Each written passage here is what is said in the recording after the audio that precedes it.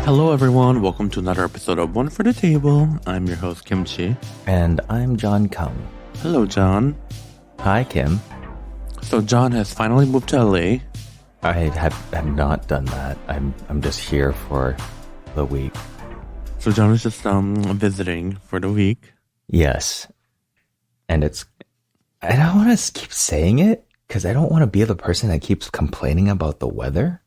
Let's say it, yeah. Just tell everyone that you brought Michigan with you, the Michigan weather.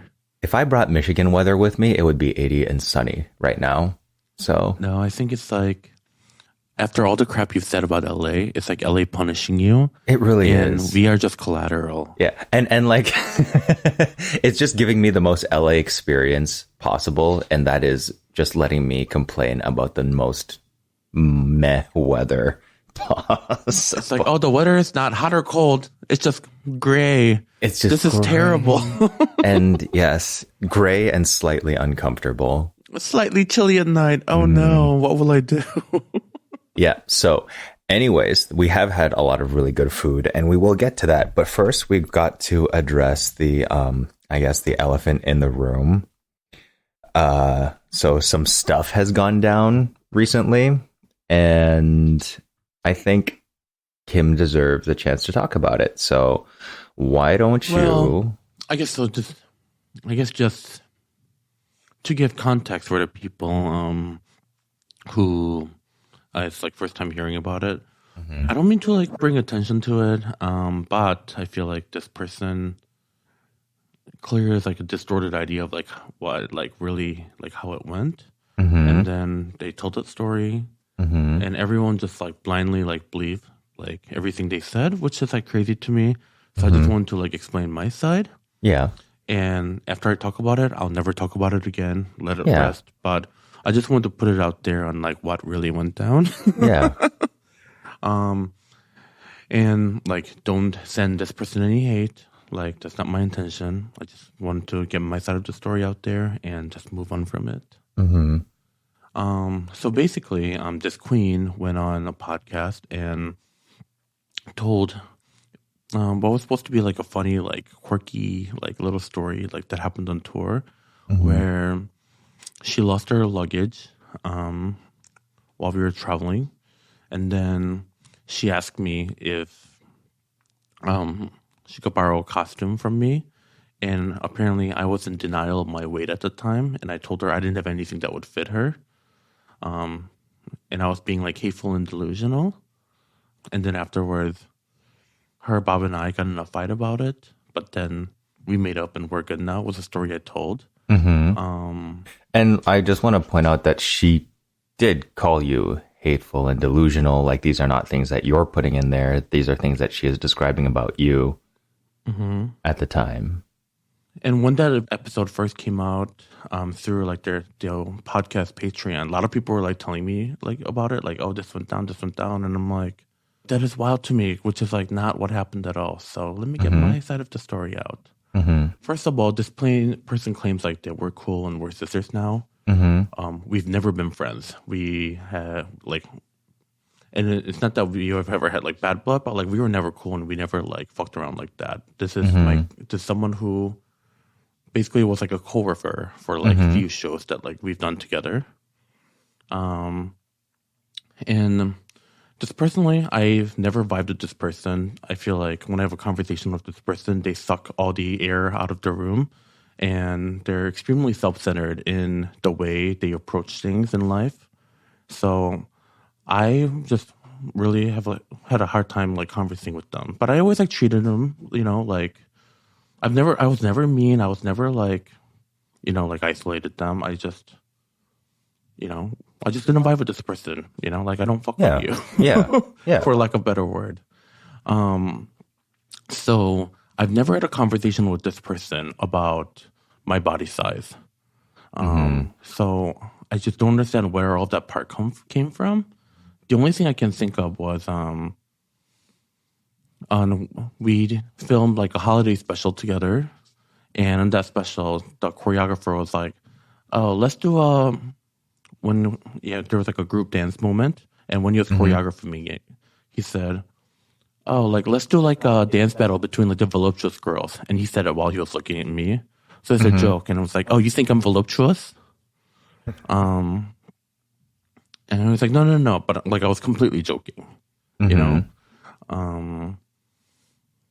So that's the only thing I can think of. Another thing is like where we did a meet and greet together with Bob. And we heard someone say, oh, like, oh, I want to take a picture with the big girls. So then it was kind of like an inside joke for us to be like, welcome to the big girls club, Bob. But aside from that, I've never, ever had like talk with this person about like my body, like my body issues or anything like that. And then, oh my God, so where do I begin? Yeah, so I just kind of felt like this person was like projecting this like weird like narrative like, on me. So the whole thing regarding like not loaning her outfit. First of all, like I am not entitled to loan her any outfit because she's not my friend. And also, I am extremely generous with my drag. I've loaned my drag out to like so many different queens, like Naomi, Meatball, Vixen,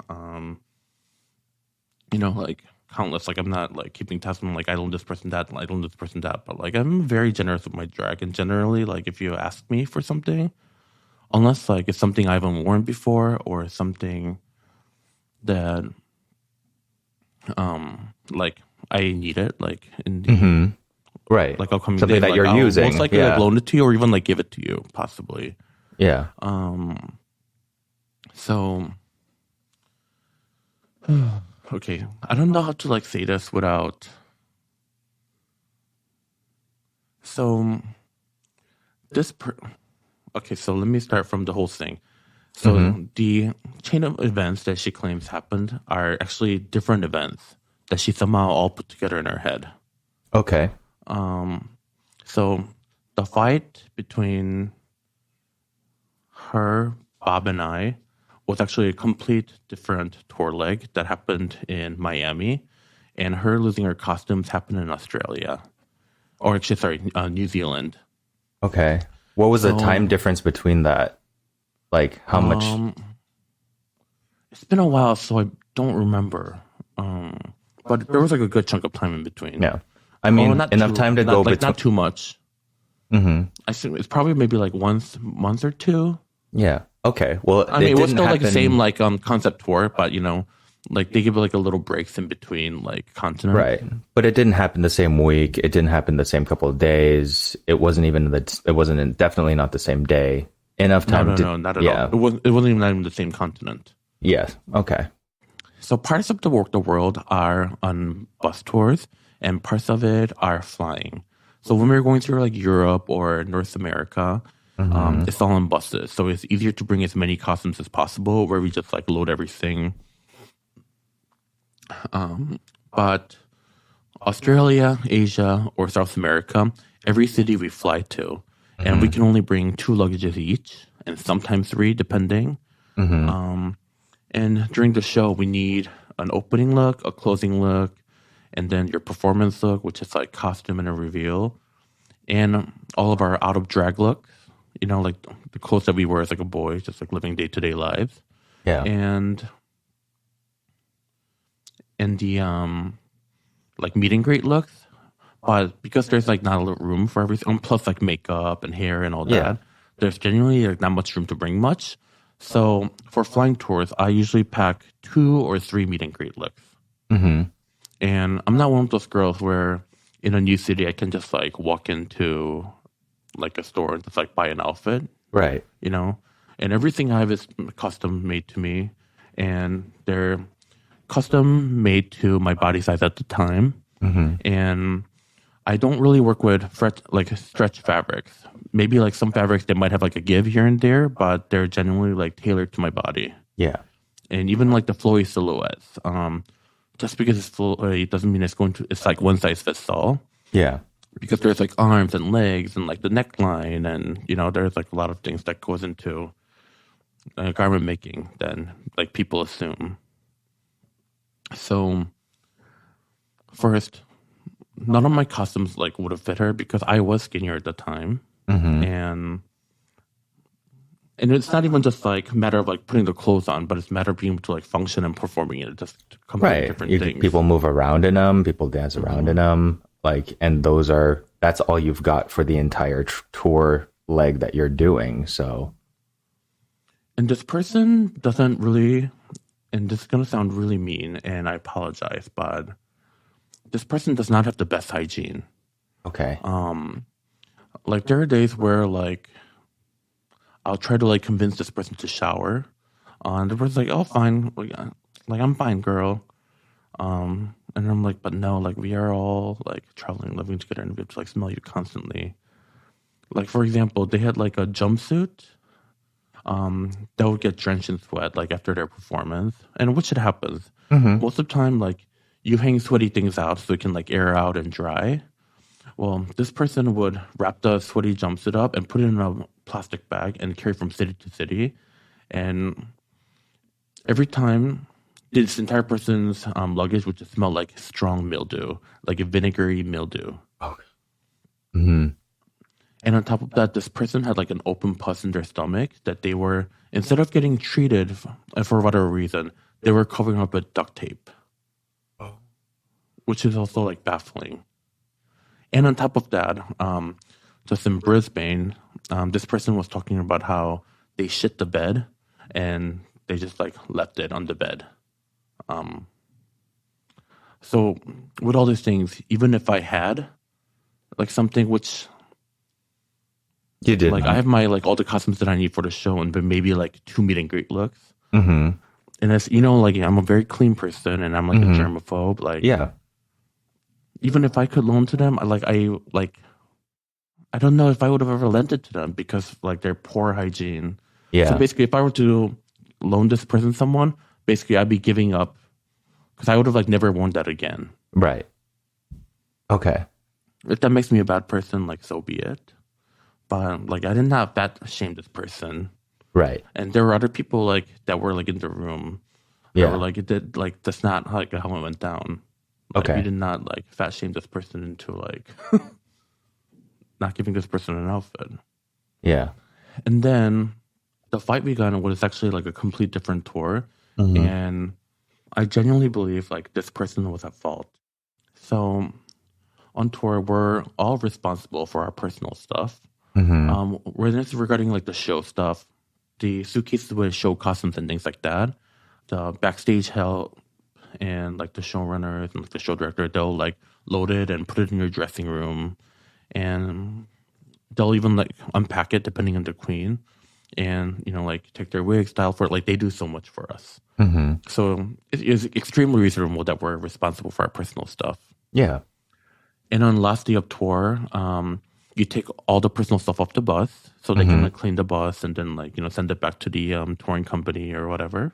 So then we removed all of our stuff and this person, one of the stagehand asked this person to clean her personal stuff off the bus. So then she sends like a group text like to everyone instead of like just the stagehand saying like, "You'll not talk to me that way." And then she comes storming in and starts like yelling at him was like how like, "You'll not disrespect me, you'll not talk to me that way." And he's like, "I did not disrespect you. All I was just asking you to like grab your personal stuff because my hands were like full of stuff like hearing things." And then he apologized and he's like, "I accept your apology, but like I don't think you're sincere. And if you ever talk to me that way again, I'm going to pop you in the face." So then I told her, "You cannot threaten people with physical violence." And then even Bob like chimed in. It's like, no matter what do you think like their apology sincere or not? First of all, that person did not have to apologize. They were simply doing their job, and asking someone to like grab your personal things is just like not like a crazy thing. And then, you know, like she starts crying and she tells me like, "You're not my friend. I don't have to like listen to what you have to say. Or no, I don't care what you have to say." And then Bob like tries to calm her down, but she's like, "I'm upset. Like I'm gonna go like ship my stuff out," and she just like leaves the room like crying. And that was pretty much like the last of our interaction. Damn. Okay. So I don't know like why she thought it would be a good idea to tell like all of this story. Yeah. Cause There were witnesses there to like what actually happened. So many witnesses there. Mm-hmm. I don't know. It's crazy to me. But like, what even upsets me more is like people just like took bits of the story where I wouldn't like loan her the costume, and then they just started like body shaming like intensely. And like I've said shady things on Twitter, but there are always the people like that I'm like friends with, and like that I have like a good relationship where we joke like that. Well, I don't have like a relationship with her like that for her to be talking about me like that on a podcast and tell like a really distorted version of a story where it did not happen. Yeah. And I think that's like one of the problems with like parasocial relationships and fandoms and stuff. There's just like this automatic assumption of closeness, that whether it be closeness between the fan and the viewer and the drag queen, or whether it be like an assumption of closeness between drag queens in the RuPaul cinematic universe or whatever. The fact of the matter is, like, people are not all friends. Some people are just colleagues and have a professional relationship, and that's all that it should be, and that they should be respectful of that, and understand their boundaries, really. And it really drives me crazy when people I don't know, or people I barely had a conversation with, call me a sister and try to force this like sisterhood narrative, because sisterhood is like a mutual agreement. You don't just get to assume like we're sisters and then you demand my time and energy. Yeah. And then you get like mad that if I like don't reciprocate that. Yeah. Yeah. It's like them helping themselves to your closeness without your consent. And there's a lot of that. There's a lot of that happens obviously on like Twitter, in this space, in media. But like a lot of the sentiments that I see is like, I overreacted and like I brought attention to this issue. But you were literally just existing. Honestly, I feel like gaslit because this is someone also from various people that I hear have said negative things about me, like around town. And I genuinely feel like I never did anything to like justify her talking about me like that to like random people. Yeah. So then just constantly like dealing with my like non-existent relationship with this person where they demand so much of my time and energy, and hearing like negative things she says about me to other people. And then plus I now hear in a podcast. Yeah. And like aside in the story, like where it's not even like, I don't know. It's just really frustrating. And it also makes me like, it's also really eye-opening to like how some people just really don't like you. Yeah. And this really gave them a reason to like openly like make fun of my body, my weight, or like even my character. Yeah. Frustrating thing is that it was like all kind of like unprovoked, because there was no relationship between the two of you, good or bad. Yeah. So I don't know why years later, like, why she's like, oh, we're sisters. It's this funny story. It's like, no, it's not. It's not funny to me. And also, like, generally feel like gaslit by everyone saying like, I'm overreacting. Because I genuinely try to like live my life, like trying to be like a good person. I don't know. Is that like a narcissistic thing to say? No, I don't think so. Because you know me, like I like treat like everyone with respect, even down to like. The problem is like people's understanding of like the difference between who you are as people and who your personas are online. So a lot of people just have such a hard time differentiating between the joke between friends, but the joke between contemporaries, people who actually know each other. And so they just assume just because like, you worked in the same media company that you guys have that relationship. And it's not true. It's not true. So it's very much your right to tell like your side of the story and everything like that. But the backlash is just going to be the same no matter what, because a lot of this is coming from people that don't really care who's right and who's wrong. They just want the drama, and they just want something to most likely distract them from their own lives. And stuff like this is prime fodder for that. It's such escapism at the expense of people they don't really know or care about, but they say they do. Yeah, and I'm sure there's going to be a lot of people like, oh, we're still talking about this drama. I'm over it. But I'm like, well, this wasn't for you, you know? Yeah. It's more so for me, so I can explain my side. That you can put the lid on it, and I never have to talk about it again for the rest of my life. Exactly. So, should we take a break? Yeah, let's do it. Okay.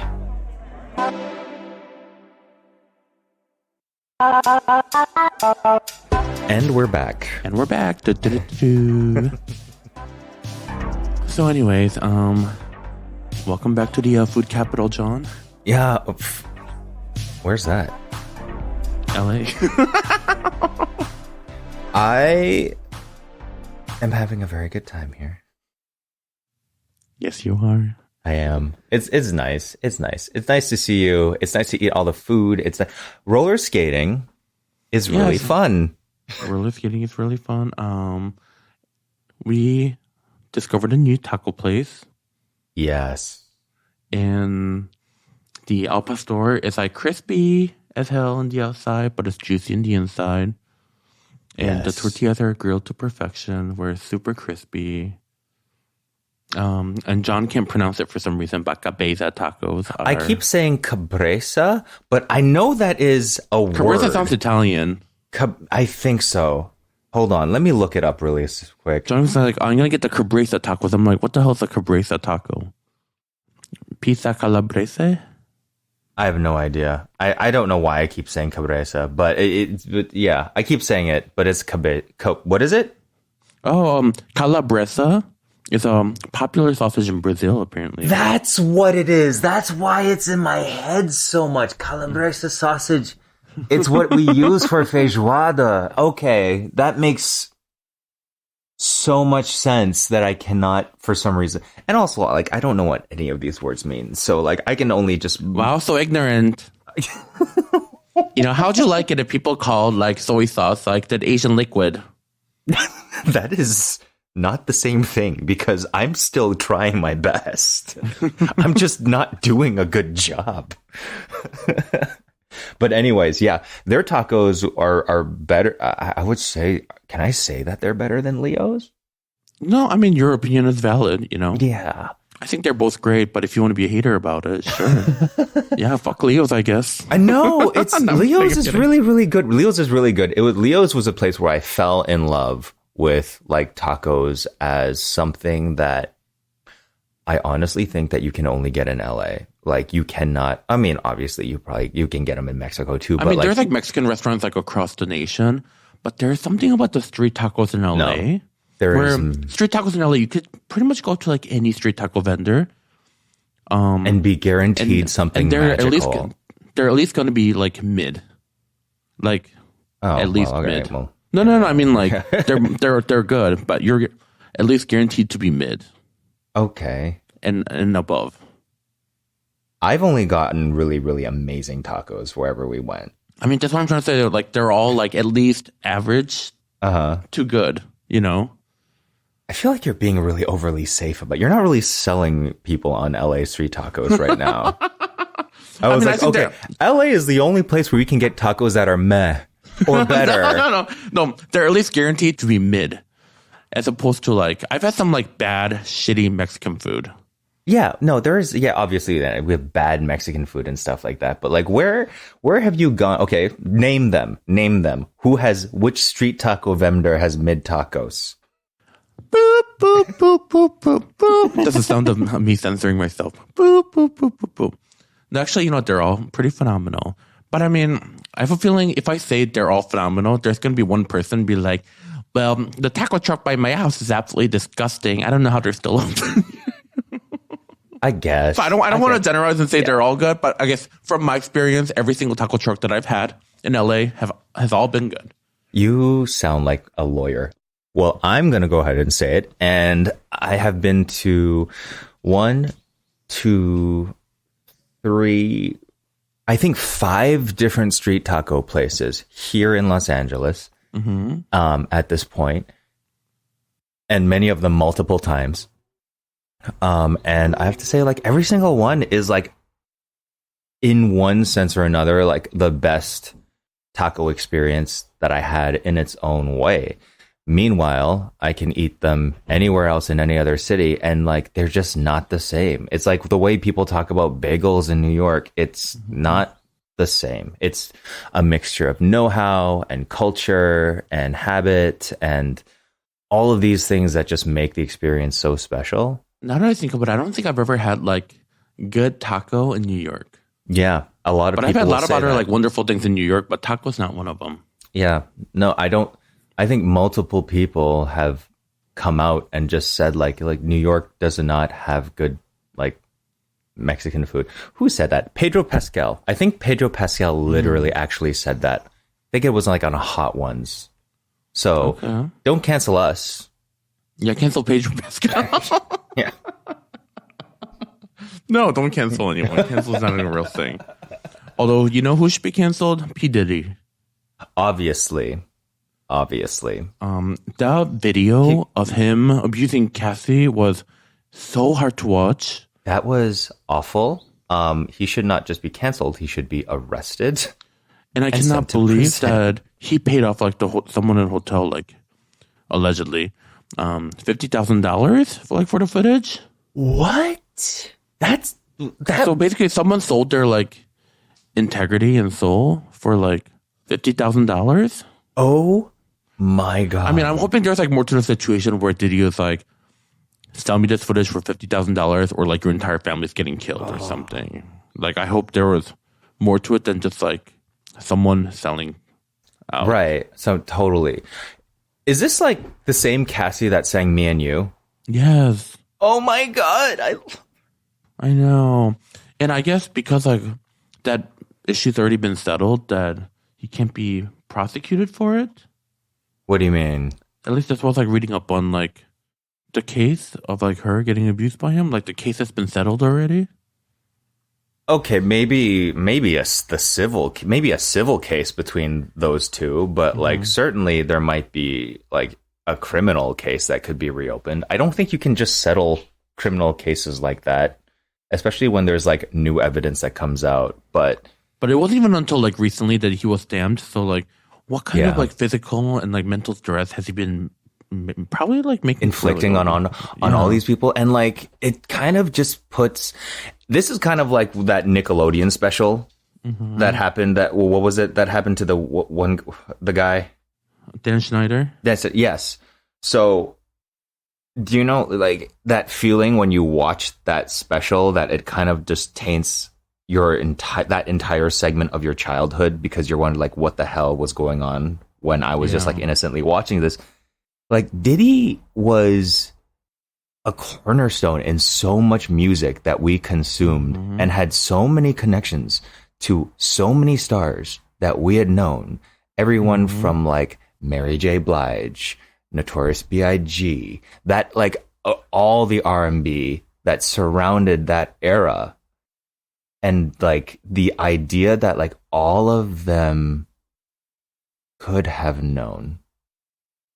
Yeah. And it's wild. And I'm not accusing, obviously, like, I'm not accusing like Mary J. Blige of like knowing or not knowing anything, but like everyone was so close. And who knows? Monsters evolve. People evolve into monsters. Maybe back then he was not the same person. Also, sometimes maybe like you just don't know, because like you might have like the neighbors, you know, like who look like they're like a happily married couple, but like one of them might be like abused behind doors, and you like never suspected it. And that's a common thing too. Oh yeah, totally. That's a good point. I will. It's got, the world is, here we go spiraling again, but the world is so ugly at this point that you like don't know if giving someone the benefit of the doubt is just you in denial anymore. When it comes to these things. The world. Damn it. But instead of spiraling, let's change the subject. Okay. John and I were invited to a Pecorino dinner. Pecorino Romano dinner. That's right. It just happened like yesterday.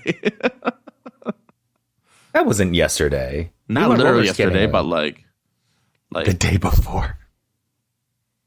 The sun will come out. It was the day before. You know, it's really hard to like judge the days here right now because it's just all gray and cold, and it just like, you know, melds into the other. So the dinner was through Edible, Edible Manhattan and Edible LA. Yeah, and the chef her name was Amanda Lanza, and so basically. And it was actually kind of cool what they're doing. Yes. They weren't promoting any specific restaurant or anything, but it was like a dinner to let people know about Pecorino Romano, like the cheese in general. Yes. The Italian, because I guess there's like a lot of like fake cheese out there that claims to be Pecorino Romano, but real Pecorino Romano only comes from like this like specific region in Italy. And like this, a lot of the sentiment is like cheese does not go in seafood. So then chef prepared a seafood-driven meal that incorporates Pecorino Romano in every course. And she did an amazing job with it. She put it on. So let's talk about course by course. Okay. Do you have the menu on you? I do. Oh, nice. You're so much more prepared than me. Because I care about our podcast. I care. In your ADHD way, it's cute. Never change who you are. Okay. You know, I bring the organization and you bring your hairline. I don't have one, so, you know. I mean, someone's got to. This is not a video podcast, but you're still not wrong.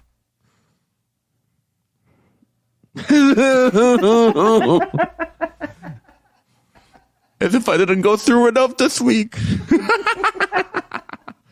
Okay, so the first course, well, it's not even the first course, but they had like little hors d'oeuvres for everyone. And they had fried squash blossom. I'm assuming there was like a little Pecorino Romano in the batter. Yes. And then there was probably stuffed with it too. And there were little skewers with these like plump olives and a cube of Pecorino Romano drizzled in a bed of like really good olive oil. Yes. And then they were serving a Pecorino martini, which I didn't taste because I don't drink. And I had that, and it was a martini, and I think they fat washed the gin in like a Pecorino Romano. Like somehow they managed to do that, and like basically you sipped it, and it tasted kind of like a dirty martini. But like the aftertaste was like it was like the kind of like sting that you get from eating like a nice dry aged cheese. It was very, very good. I couldn't finish it because I don't drink that much, but I drink enough that I can enjoy it. I mean, you're actually kind of drunk at, towards the end. Do you remember when you spilled a whole box of cookies in my car? I did not spill a box of cookies. I did not. The box was open. The bag fell over. And so you spilled a whole box of cookies in my car. That is not the image that we are trying to paint here. There's no image to paint here if that's what happened. It was just a bag that didn't have a flat bottom, and it kind of tilted over on its own. Where you threw the bag into the car. I did not throw anything. Why are you? What now? Now who's gaslighting? No, you're the one gaslighting. I am not. Did you or did you not spill the cookies in my car? I did not spill the cookies in the car. I mean, I'm not mad about you spilling the cookies in my car. I'm not mad at all in the slightest. I don't know why you're like so defensive over not spilling the cookies. Why when you did in fact spill the cookies? Oh my God. Did you or did you not spill the cookies? I feel very attacked. We want the truth. Did you or did you not spill the cookies? Oh. I did not. I still stand by it. I did not. Then what were all the crumbs that were all over my car? Why are you so embarrassed about spilling the cookies? I'm not. I just have a very strong sense of what is right and wrong, and I do not feel like this is my fault. I guess you're just like everybody else. I'm kidding. Okay, so back to the Pecorino dinner. The first course were it was kind of like almost like a oyster Rockefeller, but instead with mussels. Yes. So it was mussels on half shell with breadcrumbs, herbs that had like a ton of Pecorino Romano. The mussel had like a good bite to it, and the pecorino and the breadcrumbs gave it like a good like crumbly texture. And then they served it with really, really juicy lemon. Yes. That gave it like the zing that it needed. You do love your zing. I love my zing. I love my sour. Because I'm a sour person. You are. And then the second course was, it was like a pasta shape that I've never had before. It was like curly and dense. It was curly and dense. And the menu writing, excuse my pronunciation, I'm literally just going to read it off how I see it. Bucciate al pesto trepanese. Is this like how people feel trying to like pronounce Asian ingredients? Probably. But anyways, the pasta was, imagine like a swirly pasta, but then it looks like a straw, so it's like dense.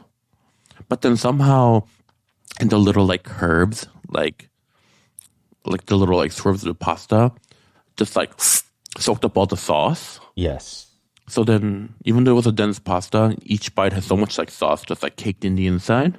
Yes. Almond and tomato pesto gave it like a little zing, and the pecorino brought like a little sharpness to it.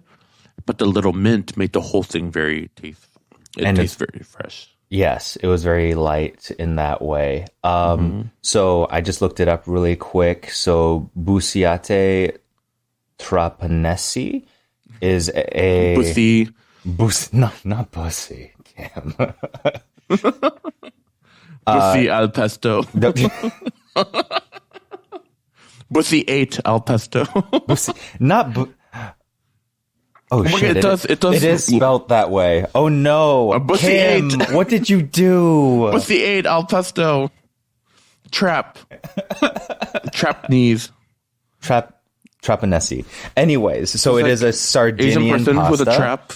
How dare you? Trapnese. Maybe you should be canceled. Bussy ate. I'm sorry. I'm so mature right now. It is a Sardinian pasta, and I will describe it as like, it's kind of like a curl. It's almost like a Goldilocks curl, the way that it's like a large shaped curl, and it's like very al dente on the inside, but it still does a really good job of like absorbing sauce. So imagine if like a spaghetti shaped pasta was flat and just curly, and it went through a curling iron, flat and went through a curling iron. That's kind of like what it's like, and it's so good. Although they each gave us like a giant bowl of it, and I know there were other courses coming, so I purposely stopped eating halfway. Yes, because if I ate the whole bowl, I knew I would have been too full for the rest of the courses. Yes, they definitely could have given us less. Which, I mean, I guess that's not a bad problem to have. Part of me wanted to be like, can I get this to go? But it wasn't that kind of like environment. I feel like I wanted to do the same. I love pasta. I know, but at those events where everybody's like so fancy and well dressed, and I'm like, yeah, I can't beat a bitch. Like, can I get this to go? Which is funny because the chef's mom was there, and she took all the unused pasta home, which I thought was really cute. Like, this is like an actual like. I mean, like that is something that I would do if I had like mom immunity. I'd be like, we're taking all of this home.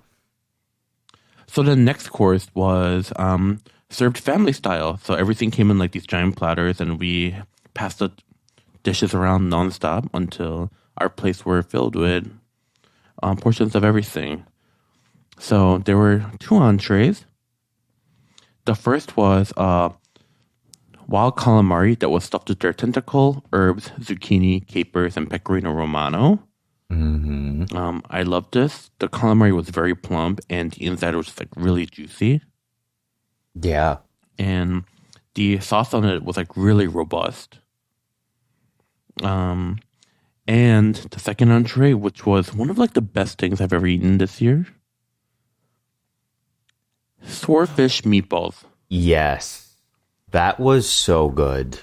with herbs, raisins, olives, and Pecorino Romano, which like sounds like a crazy combination. But first of all, when you taste these meatballs, it does not taste fishy at all. No. And I genuinely don't know like how to describe this dish because it was very meaty, and the flavor had like that good like Italian like meatball like comfort flavor. Yeah. But then also has chunks of like pecorino inside that was like all soft and gooey. Yeah, the way that she cooked it, it's like she like might have fried it first and then braised it in a sauce maybe, but can you hear butter right now? Oh yeah, I can hear butter. Oh, sorry. That the So snorting happy, like her. Butter's in my arms and is falling asleep. So if you hear snoring, it's butter. Yeah, it was so good, and the texture of the meatball was the thing that literally got everyone. Where it was like like you could have told us that this was anything but fish, and we would have believed you because it was so bitey. It had such a good strong bite to it, but and it didn't have any kind of fishy flavor, and the texture itself was still tender. I know you're not really supposed to eat a lot of swordfish for health reasons, but that shit was worth it. I'm glad that was like my we one. each had 2 meatballs. I don't think that's like so crazy. Yeah, you're only supposed to eat like something like 6 ounces every like few months or something like that because of mercury. And then the rest were like vegetable side dishes. There was a really good roasted zucchini with pecorino romano, and then escarole, which is like greens with olive oil and pecorino romano, and then like chunks of olives. And the escarole had like a crunch to it. Yes. And then this was John's personal favorite veggie dish, the fava beans Yes. in olive oil with pecorino romano. Yes. Fava beans, I know how much work goes into making fava beans and preparing fava beans. So, yeah, anytime I see that on a menu, I always get it because it's like, I like to appreciate the work of people. And that's like my personal favorite was the zucchini. I don't like zucchini that much, but these zucchinis, the way it was like roasted on the outside, there was like a light crisp bite to it, and it was like slightly dehydrated, but then inside just like was filled with juice, and the pecorino romano gave it like the little cheesy like zing to it. You know, I was like indifferent about pecorino romano before, but after this dinner, I'm a believer in pecorino romano. Nice. I've always thought that it was good. I just never thought of it as like, you know, like I understand what they were doing with this dinner and with this kind of like tour because they're hitting a couple of cities and stuff like that to just kind of show like there's more to this world than just Parmesan or Parmigiano Reggiano.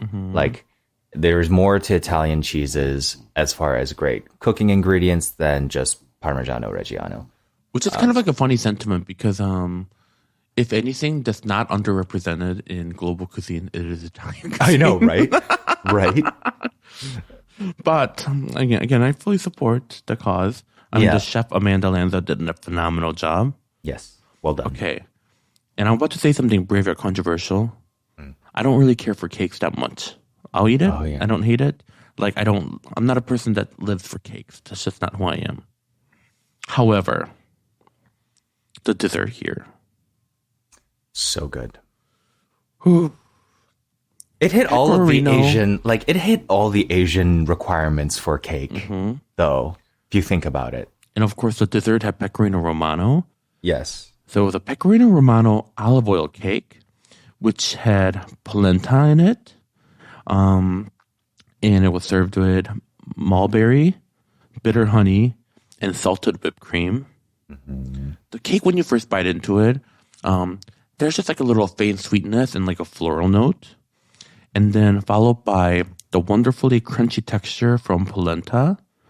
Yes. And then the cake ends up with a little olive oily flavor and a little sharp zing from pecorino romano that's subtle but noticeable. Yes.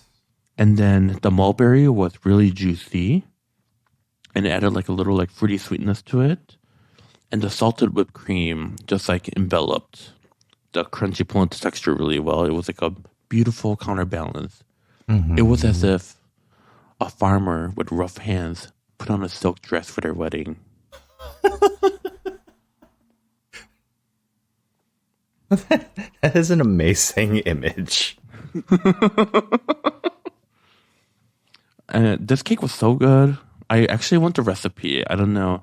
I wonder if I could like message the chef and ask for the recipe to this cake, because the cake, I feel like if I make this cake and brought it to like an Asian gathering, people are going to be like, "Oh my god." They'd lose their minds. They'd lose their minds. It had not too sweet, a counterbalance of something like a little interesting and savory, which is like the bitterness from the olive oil and the bite from the like that little cheesy bite at the end.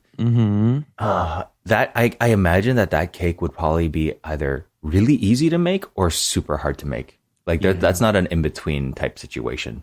And if you want to see pictures of this dinner, I also posted it on our food Instagram, which is One for the Table. That is number 1 for the table, where you can also submit listener questions. Yeah. So yeah, the dinner was phenomenal. I had a great time. Would I do it again? Absolutely. I do it all night long. Jon outed me by posting a picture of my oven that was filled with pots and pans. Did you just see that? Oh, no, I saw it yesterday. That's why I posted a retaliation. That was not a retaliation. That was a straight up attack. How dare you? Okay, so we do have a listener question. This is from Grant.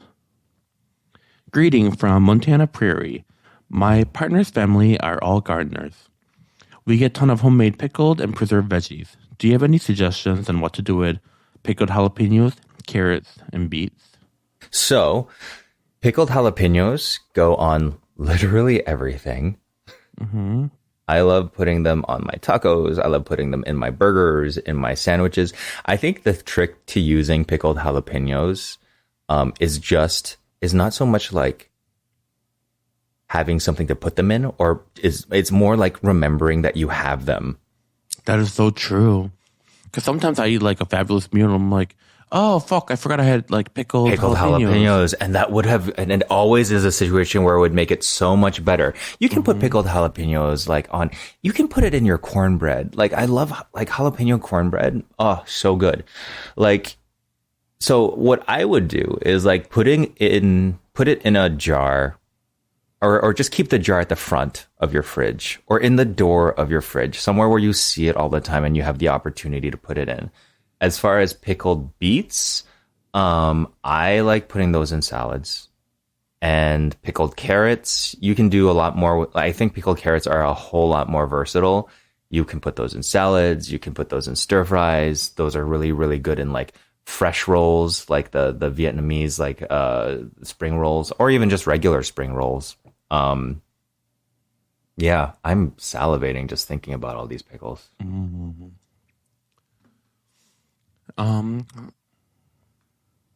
Yeah, that's a good use. Honestly, when in doubt, make a queso and throw in pickled like vegetables in. Everything, yeah. Nothing like pickled jalapenos and cheese. Anything, mac and cheese. It cuts the fat. Even cream cheese, and then put it on a bagel. Yeah, and since we're talking about like pickles and stuff, we need to normalize pickled okra more. More people need to, like, I know a lot of you have your CSAs. They're coming in the spring.